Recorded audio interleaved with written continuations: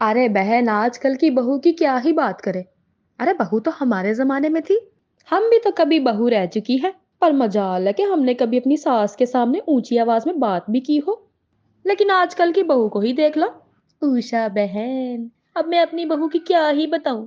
पूरा मोहल्ला जानता है कि मेरी बहू लड़ने में कितनी आगे है। और खर्चे की तो इतनी ज्यादा है कि तौबा तौबा। सही कहा बहन। तुम्हारे जैसी बहू से तो भगवान ही बचाए। भगवान का बहुत शुक्र है कि मुझे अच्छी बहू मिली है। वो बात अलग है कि वो मेरे साथ रहना कम पसंद करती है। आ जाती है महीने में एक दो बार मुझे देखने के लिए। पर इस तरह से लड़ती तो नहीं। अरे सबके घर की एक ही कहानी है। जिसे देखो आजकल पैसे के पीछे भाग रहा है। पर मेरे घर की गंगा तो उल्टी ही बहती है। मेरी दोनों बहुएं यही सोचती हैं कि कैसे पैसे खर्च करें। अभी उषा ने अपनी बहू की बुराई शुरू ही की थी कि उसकी बहू का पार्सल घर आ जाता है। ये उषा दीदी का घर कौन सा है? एक पार्सल आया उनके घर। अरे भैया, मैं ही हूँ उषा दीदी। तुम मेरे घर जाकर क्या करोगे जब मैं तुम्हें बाहर ही मिल गई? हो ना हो ये ऑर्डर जरूर मेरी खर्चीली बहू का ही होगा। ऑर्डर करती है पर नाम मेरा डालती है, मानो जैसे मैं ही सारे ऑर्डर करती हूँ। मैम, आप अपना पार्सल ले लीजिए, मुझे दूसरा पार्सल भी देना है। और एक बार ओटीपी बता दीजिए, फोन पर आया होगा। अरे 5 मिनट तो दो बेटा, मैं अपनी बहू को फोन करके पूछ लेती हूँ।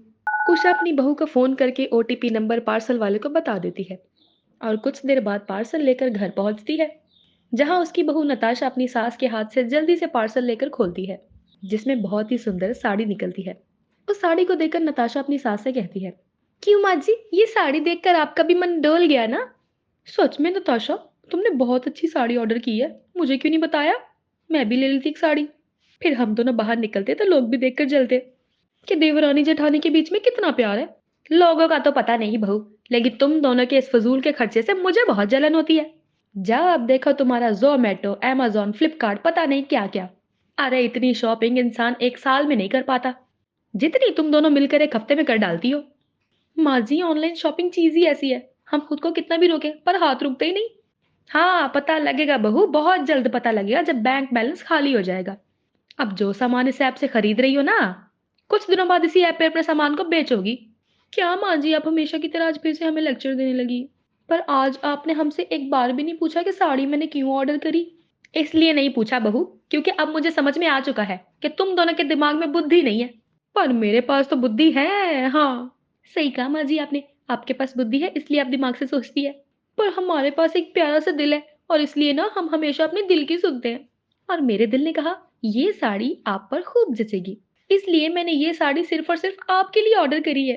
पर आपको नहीं चाहिए तो कोई बात नहीं, सुमन दीदी को भी ये साड़ी बहुत पसंद है ना दीदी? अरे बहू, तुम मेरी बातों को कब से दिल पर लेने लगी? अरे तू मेरी बात को दिल पर मत ले, किडनी फेफड़े पर ले ले, पर दिल पर मत ले बेटा। और अब ये साड़ी मुझे दे दे। वैसे सच कहूँ, ये साड़ी ना सच में बहुत अच्छी है। और कल ना मैं मोहल्ले में जाकर अपनी बहू की बुराई नहीं, तारीफ करूंगी, तारीफ।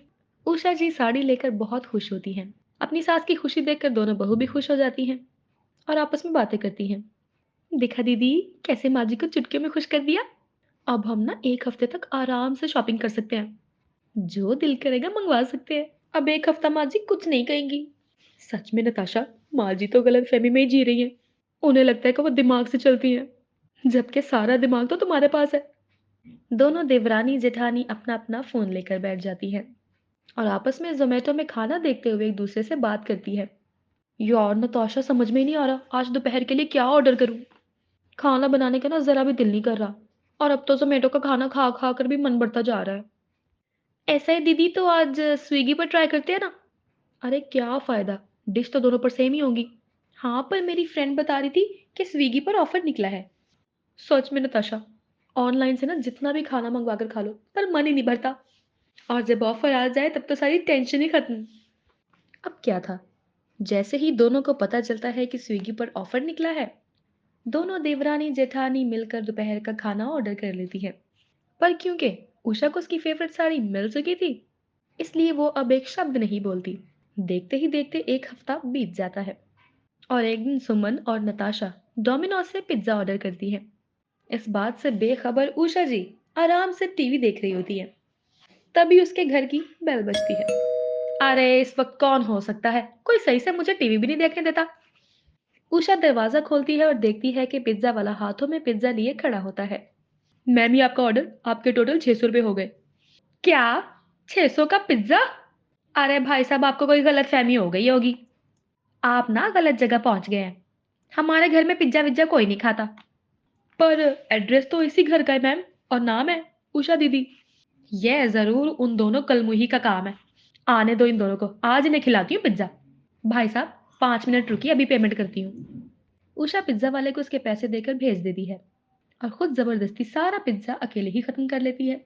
थोड़ी देर बाद जब दोनों बहुएं घर आती हैं और खाली पिज्जा का बॉक्स देखती हैं, तो उन दोनों के होश उड़ जाते हैं और वो दोनों अपनी सास से कहती हैं, माँ जी, पिज्जा वाला घर आया और आपने हमें फोन करके बताया भी नहीं। 600 का पिज्जा अकेली खा गई। आप कब से इतनी खाऊ बन गई? पिज्जा के 600 तो मैंने अकेले भरे थे, तो पिज्जा भी मैंने अकेले खाया। अब से तुम दोनों जो कुछ भी ऑर्डर करोगी वो सामान मैं रखूंगी। अगर तुम दोनों को अपनी चीज खुद चाहिए तो खुद पैसे भरना और खुद अपनी डिलीवरी अपने हाथों से लेना। तुम दोनों ऐसे नहीं सुधरने वाली। अब मुझे अपनी उंगली टेढ़ी करनी पड़ेगी। उषा अपनी बहू को सबक सिखाने के लिए अकेले 600 रुपए का पिज्जा खा गई थी। अब शाम तक उसकी तबीयत खराब हो जाती है, जिसके बाद वो 2 दिन तक खाने का नाम भी नहीं लेती। अब इसी तरह से कुछ दिन बीत जाते हैं और उषा जी हर वो कोशिश करती जिससे उनकी बहुएं सुधर जाएं, पर उसकी बहुएं नहीं सुधरती। अब ऐसे ही उषा जी मोहल्ले की कुछ औरतों के साथ अपने घर के बाहर बैठी थी। तभी फिर से एक और डिलीवरी बॉय आता है। फ्लिपकार्ट से डिलीवरी आई है उषा।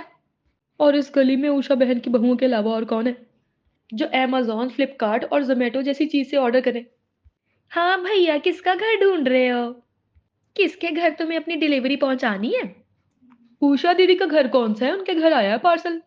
मैंने तो पहले ही कहा था, ये डिलीवरी उषा बहन के घर की होगी। उषा बहन, अपना पार्सल ले लो। क्या पता तुम्हारी बहू ने इस बार फिर से तुम्हें खुश करने के लिए कोई महंगी चीज़ ऑर्डर की होगी। हाँ भैया, मैं ही हूँ उषा दीदी, दे दो पार्सल और जाओ। उषा डिलीवरी लेकर गुस्से में अपने घर जाती है और पार्सल को घर में फेंक कर अपनी दोनों बहू पर भड़कने लगती है। तुम दोनों ने पता नहीं मेरे घर को क्या समझ रखा है।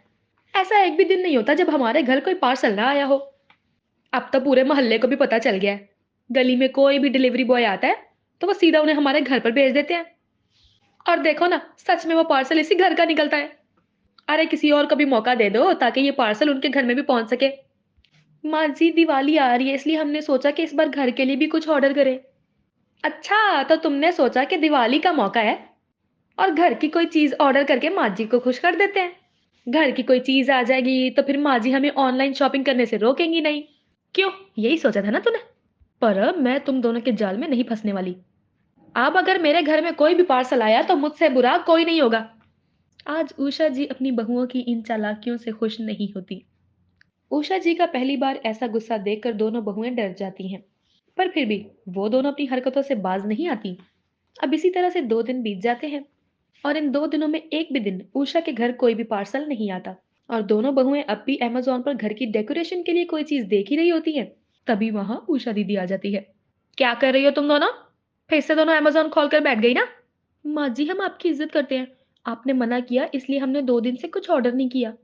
पर अब क्या हमें अमेज़न और फ्लिपकार्ट से कुछ देखने के लिए भी मना करेंगी? हम कुछ देख भी नहीं सकते। एक बार आप भी देखिए ना, कितने प्यारे लग रहे हैं ये पर्दे। ये खिड़की और दरवाजों के लिए हाथों से बनाए गए हैं। इतना बोलकर नताशा उषा के हाथ में फोन थमा देती है। अब उषा जी भी अपनी बहुओं के साथ बैठकर कभी साड़ी, कभी चप्पल तो कभी परफ्यूम देखने लगती हैं। अब इसी तरह से कुछ दिन बीत जाते हैं और उषा जी भी अपनी बहुओं के साथ हर समय फ्लिपकार्ट तो कभी अमेज़न पर, कभी घर के लिए तो कभी अपने लिए सामान देखना शुरू कर देती है। यहाँ तक कि अब उषा जी खुद मार्केट ना जाकर सब्जी भी ऑनलाइन ही ऑर्डर करती हैं। अरे इतनी सुबह सुबह कौन हो सकता है? अरे बहू, ग्रोसरी का सामान आया होगा। अब कौन बाहर जाकर सामान खरीदे और उठाकर ले आए, जब सामान खुद चलकर हमारे घर आ सकता है। सच में माँ जी, आपने ग्रोसरी का सामान ऑर्डर किया है? आप तो हम पर कितना भड़कती थी और हर समय हमें कहती थी कि हमने ससुराल को गुल्लक समझा है, पर अब आप खुद ही उसी गुल्लक का इस्तेमाल कर रही हैं। अरे बहू, गुल्लक तो होता ही है फोड़ने के लिए। अब अपनी जुबान कम चलाओ और दरवाजा खोलो। कहीं ऐसा ना हो कि डिलीवरी वाला पार्सल लेकर चला जाए। उषा जी अब खुद अपनी बहू के रंग में रंग गई थी।